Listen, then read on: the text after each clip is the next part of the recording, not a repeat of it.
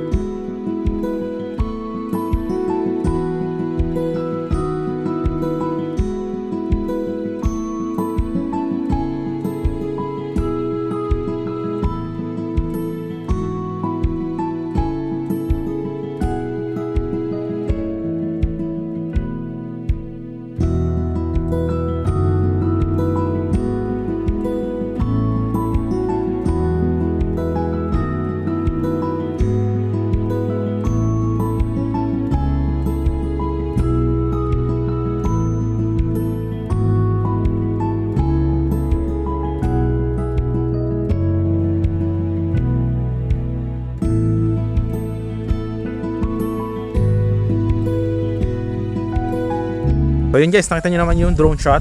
So napakalapit lang sa Tagaytay. And I assure you, malamig po dito sa location. Alright, so ito yung ibang mga nakatira guys. Ayan. Alright, tignan yung mga house dito. Magaganda rin. Ayan.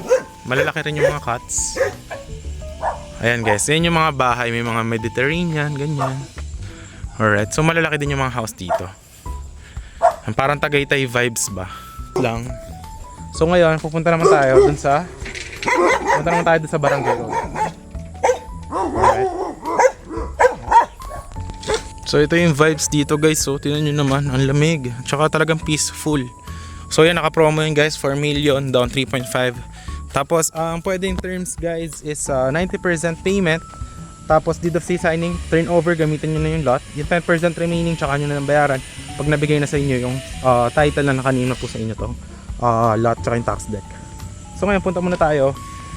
Kasi nakita nyo naman na yung corner lot, which is this one. Ayan, nakita nyo na rin yung drone shot. Ito lang naman yan eh. Ayan, may papaya yan. Palikuyan dito. Yung corner lot, pag ganyan. So ayan, may mga puno ng nyog. Ayan. So ngayon, ikot naman tayo doon sa papunta ng Barangay Road, which is dito. Tara. So ayan guys, ito yung papunta ng Barangay Road. Andyan yung lot. Yan. So, ito lang. Ilang steps away lang sa Barangay Road ka na. Ito, may mga nagbakod din ng mga ibang owners. Ganyan, no? Ito, ano rin to, 500 square meter. Ganyan kalaki sample. Pag binakuran nyo yung 500 square meter, yan, may mga, what do you call this? Mga pine tree, ayan. So, ayan na guys, ito yung papunta ng Barangay Road. Kita nyo naman yung vibes. Talagang puro pine tree, ang lamig. Ayan, no? Peaceful talaga yung surroundings dito. Tingnan nyo naman. Ayan, may mga linya ng tubig. Ayan, papunta na tayo ng Barangay Road. Ito na yan. Ayan guys, tignan nyo naman, ang daming pine tree. So, indikasyon yan na talagang malamig papunta dito. Ito na yung Barangay Road. Ayan. So, ayan, makita nyo dito, may mga sarili ng linya ng kuryente and water. So, ayan guys, may mga linya na yan ng kuryente tsaka tubig. Ayan. So, ito guys, ito na yung Barangay Road. So ito, pag diniretso nyo, going yan ng Mendez, tapos papunta ng Tagaytay Bypass Road, 10 minutes. Here, papunta ng Alfonso, papunta yan ng ang Tagaytay Antonios, mga 12 minutes from here. So yan yung papunta ng property, kasya yung dalawang sasakyan. So yun, yun yung landmark niya.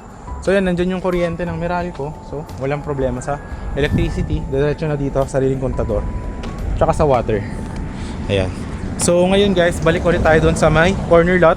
Tapos papakita ko naman sa inyo yung house doon na 150 square meter for only 4 million, 2 bedrooms with loft.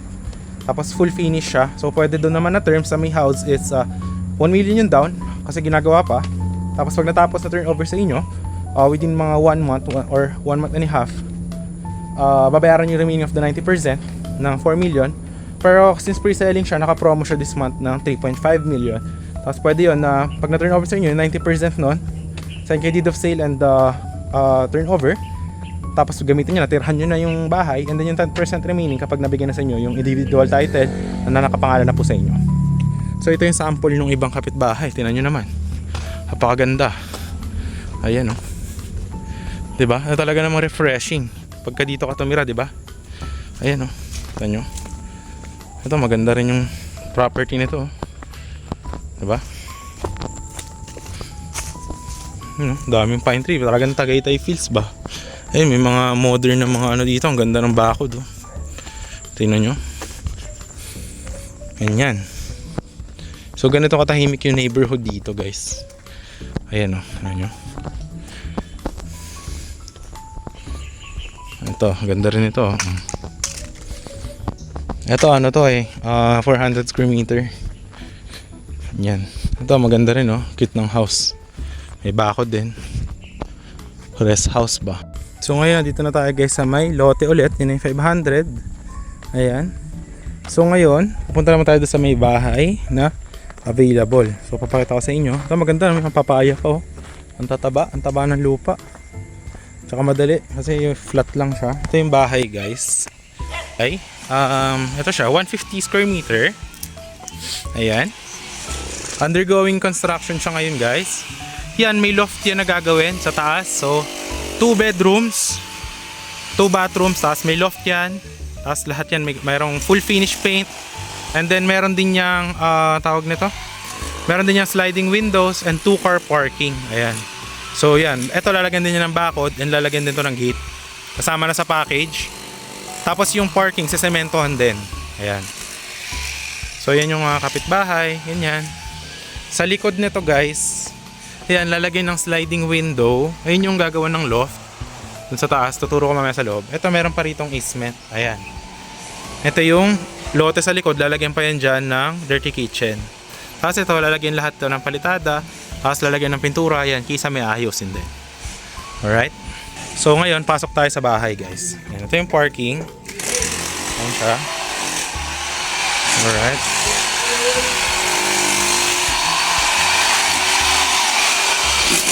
Ito yung lupa sa likod. Ayan guys, inaayos na rin. Na pinapalatadahan na. Kasama yan lahat. Alright. Ito yung loob. Ayan guys. Alright. So 2 bedroom siya. Ito yung isang bedroom. Ito yung master's bedroom. Ito lalagyan din ng loft. Ayan. So magiging siyang 3 bedrooms. Lalagyan ng kisame doon. Tapos may isa pang loft room sa taas. Ayan. Para sulit yung space. Ayan siya. Ito yung naka-tiles din to. Tapos yan na yung sa may breaker. Yan, pinapalitadahan na. Ito yung isang bedroom. Yan, ito yung isang bedroom. Alright. So yan, lalagyan ng kisame yan dyan. Tapos ito yung view. Yan o. O diba?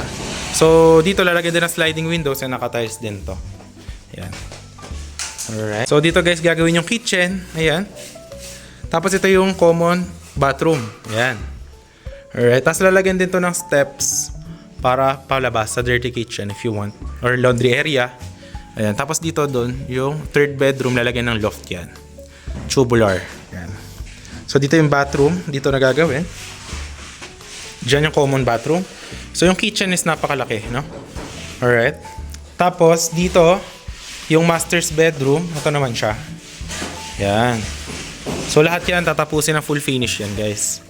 Tapos dito yung CR ng master's bedroom. Napakalaki. Ayan o. Tinatiles na. So lahat to guys, lalagyan din to ng divider na salamin. Tapos meron toilet. And then shower. Then meron din siyang exhaust lahat. Kompleto yan. Okay. So yun. Yun yung ating master's bedroom. Napakalaki. Ayan. So yun yung ating 4 million house. So yan, pagtapos na siya, 4 million na po yung benta dito. But since pre-selling siya, naka-promo siya ng 3.5 million. So ito siya. Ayan. So malaki no? And maganda sa kanya, ito na mismo yung dadaanan ng kalsada papunta dyan. And kakasama na rin yung pagsemento ng parkingan. So ito, ganyan pa kasi itsura. So papakita ko yung sample ng mga houses pagtapos na, yung nakapintura na siya in lahat. And yung CR, papakita ko yung sa video dito para ma-visualize nyo. Ito. Alright. So murang-mura na to. Ayan guys, so makikita nyo. Malaki guys yung loob ng bahay. Ayan, makikita nyo. Naka-finish na din yung kanyang mga lababo. Ayan, makikita nyo. May saksakan na din, naka-ready na din yung kanyang power supply, naka-electricity na rin siya, no? Yung kanyang mga fuse, ayan. So ayan, maraming mga saksakan dito guys. So naka-tiles na yan. Ito yung kanyang toilet. Ayan. Shower. Ito yung shower. Ayan yung loob niyan. Papakita ko dito yung loob para makita nyo ano yung itsura. Para makita nyo. Ito. Ayan, merong CR. Ayan, naka-tiles na din. Ayan guys, ito yung CR. Ayan. Okay. Here. Ayan. Hanggang doon yung lote, guys. Hanggang dyan. Garden nyo pa yan. Alright. Tapos ito yung loob. Ayan. May kwarto pa dito.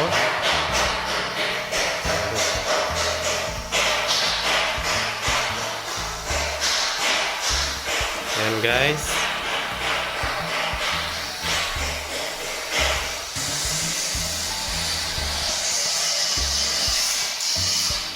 Ito yung CR. Yun yung itsura ng CR tsaka ng mga sample natin na tapos na yung full finish na yung pintura. Ganun din yung magiging itsura ng itong house. But ito, pinag-iba niya. Meron siyang loft dun sa taas. Yan. Kaya siya pag ganun yung bubong. Tapos yun yung common bathroom. Tapos meron siyang kitchen, and then yung master's bedroom may sariling bathroom din. So, yun yung ating property dyan. Alright? So, yun lang yung ating yun lang guys yung ating property tour. And I hope na yun, nasamahan nyo ako dito sa dulo. So ulitin ko, ito pong corner lot, 4 million, naka-promo siya 3.5 million 500 square meter. Free transfer of title. Yun namang house is 4 million pre-selling. Pagtapos na siya, pre-selling price is 3.5 M. Tapos yun pwede dun sa house, down payment is 1 million pag na-turn over. Remaining ng 90% babayaran, turn over, tirahan nyo na with kuryente, water. Tapos deed of sale signing, and then yung 10% remaining pag nabigay ng individual title sa inyo.